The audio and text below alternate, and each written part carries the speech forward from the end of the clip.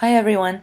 Now that you have some more knowledge about your topics and are honing down your research question, it's time to talk about the different types of research approaches that you can take to answer those questions.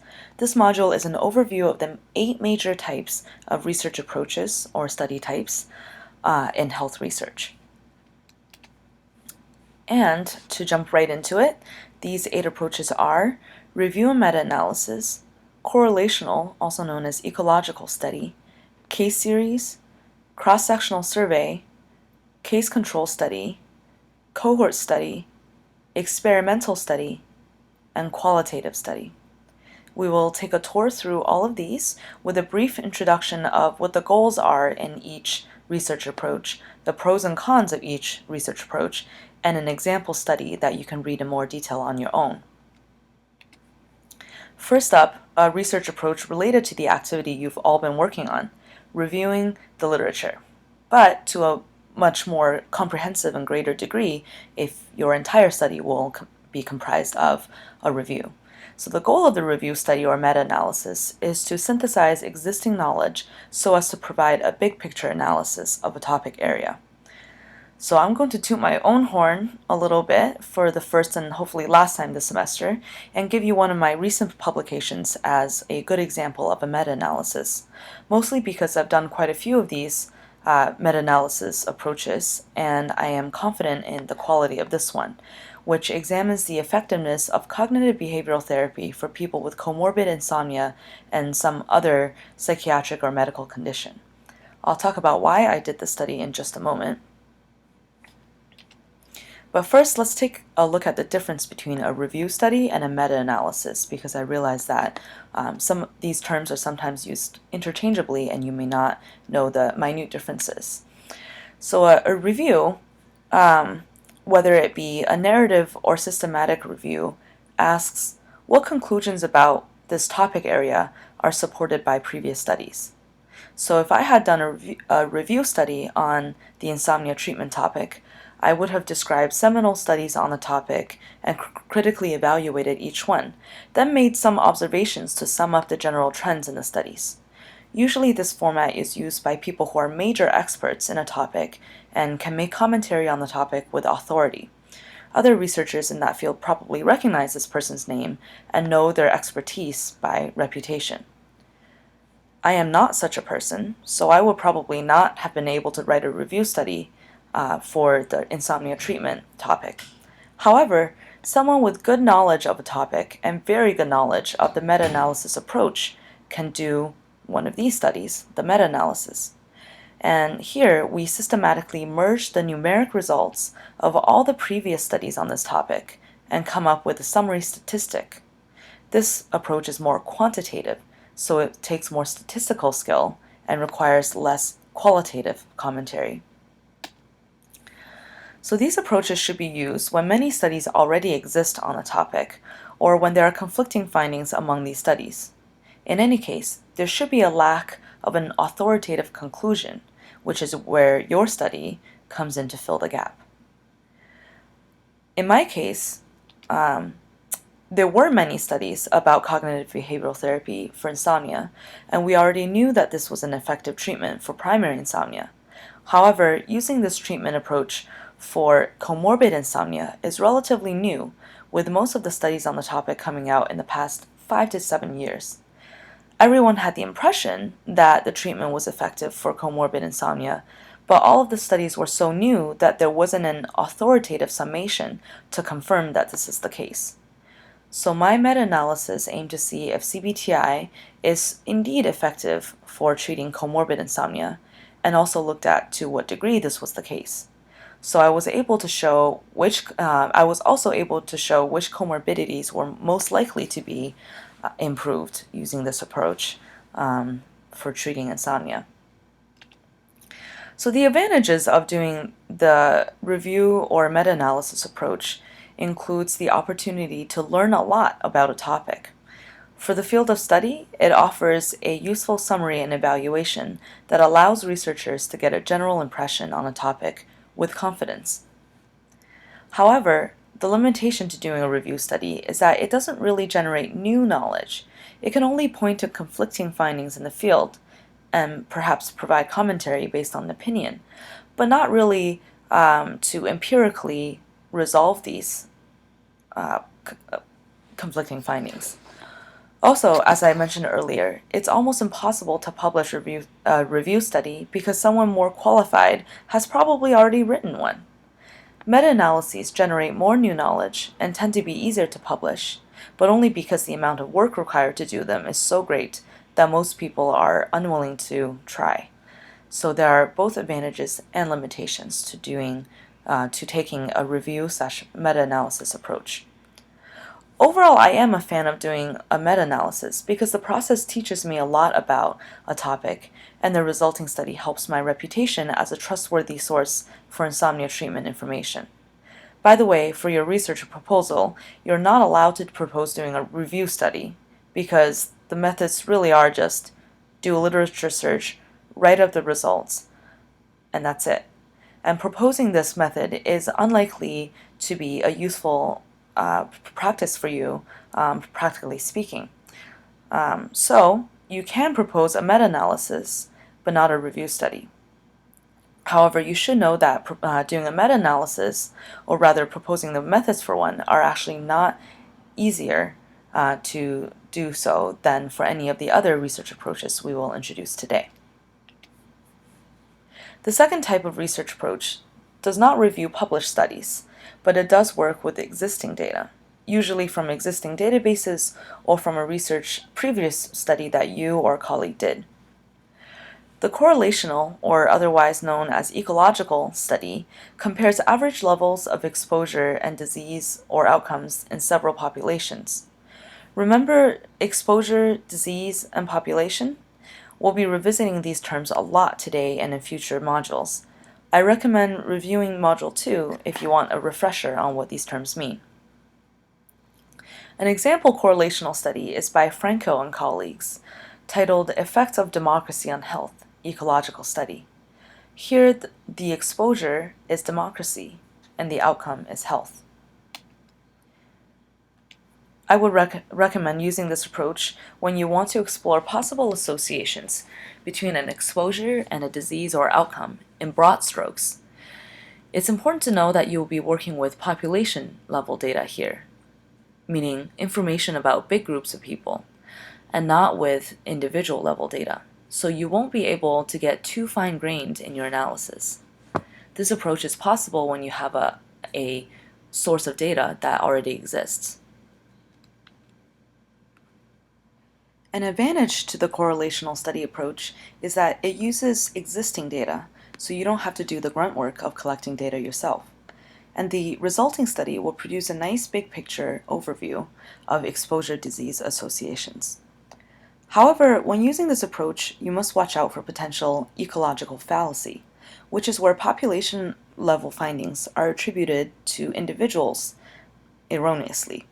For example, just because more democratic countries have healthier citizens doesn't mean that any given individual will be healthier if he or she moves from China to the United States, for example. Moreover, it's impossible to determine causality using ecological data. You can only know the correlation between two variables, say democracy and health, but not be able to say that democracy causes better health. Notice that none of the limitations we'll talk about here are necessarily deal breakers.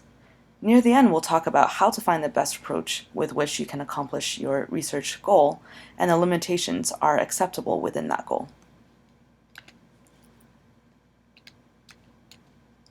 The third research approach is the case series, popularly used in some branches of medicine, such as neurology.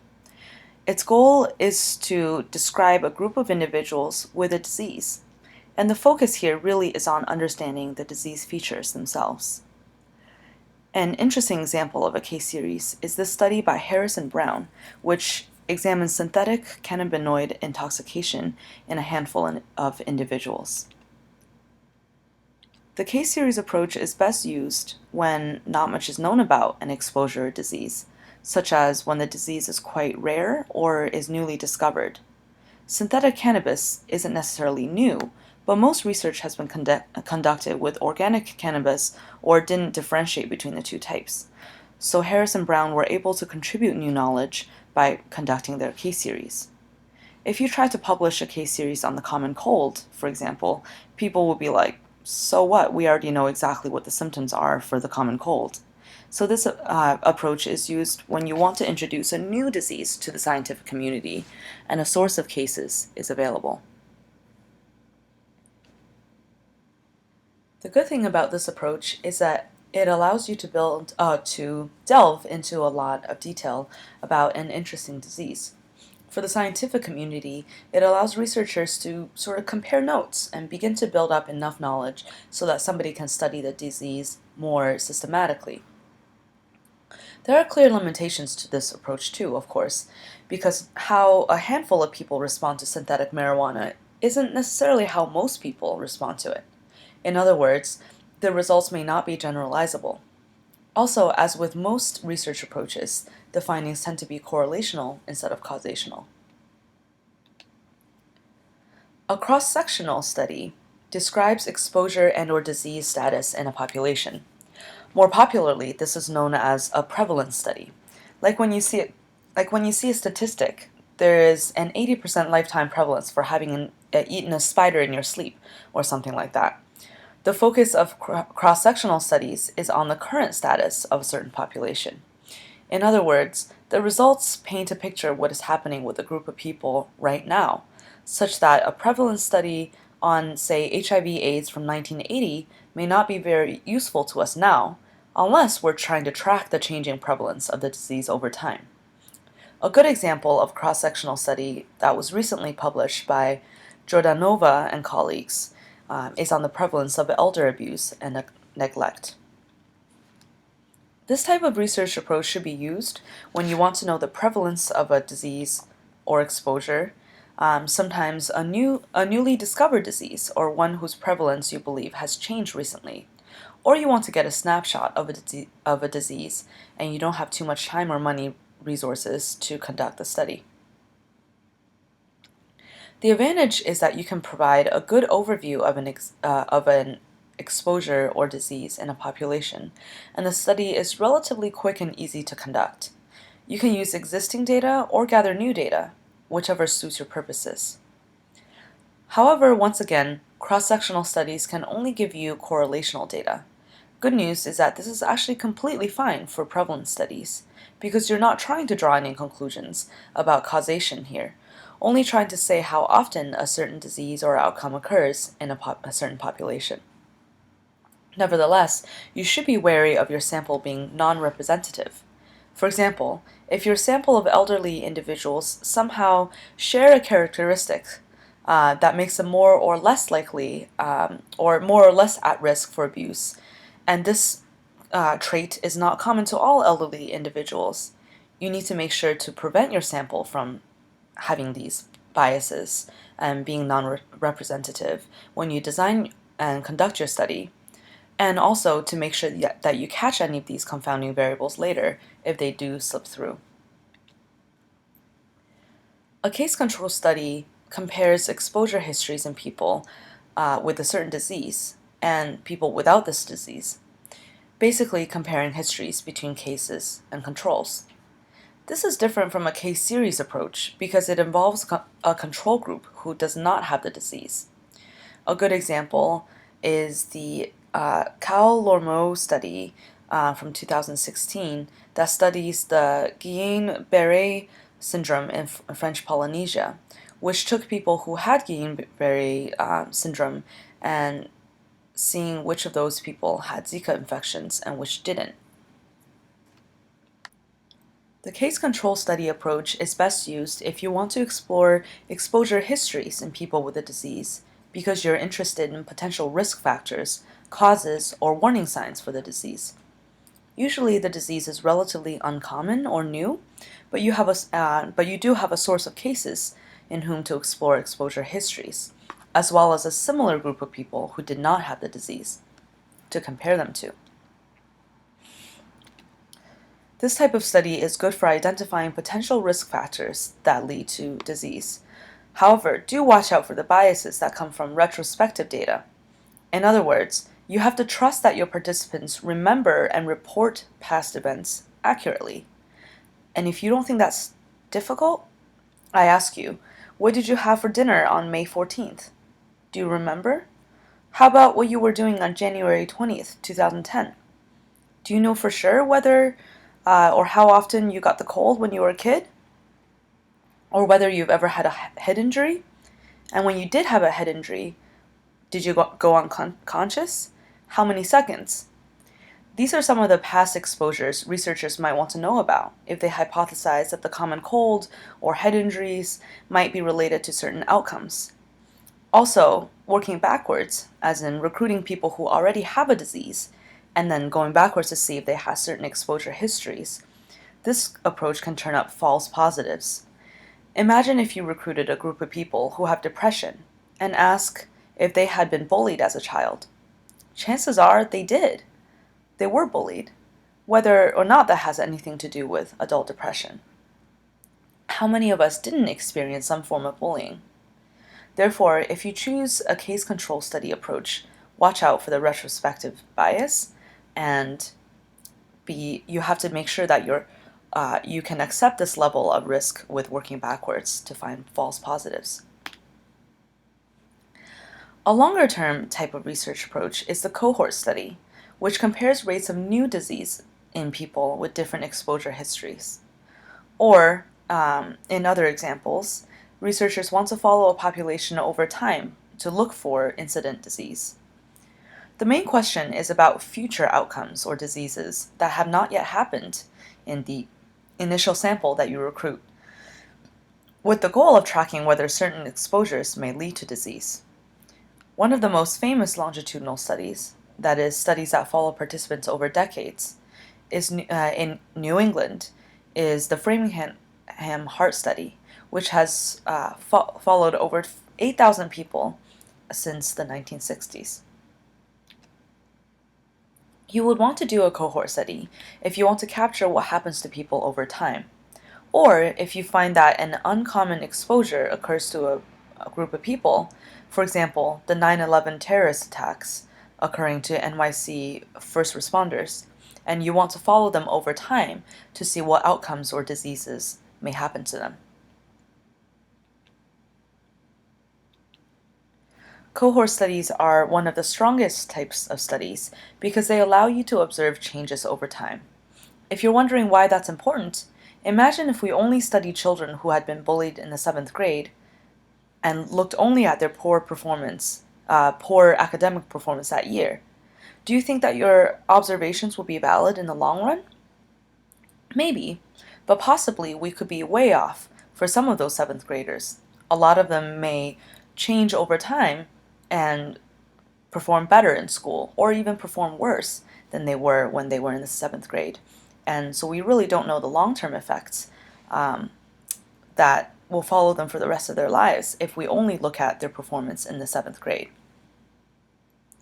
Looking at outcomes over time is extremely important for determining if certain exposures are risk factors, and if so, to what degree. Also, since you've been collecting data at regular intervals over time, you can be confident of the data from, say, 20 years ago because you measured bullying back then instead of asking a participant to remember events from 20 years ago. However, you should know that cohort studies require a lot of resources because somebody has to keep the study running continuously for years or even decades. This makes data difficult to manage and introduces the risk that many participants will drop out over the years. Nevertheless, researchers have figured out solutions to these problems, including statistical corrections. Another very powerful research approach is the experimental study.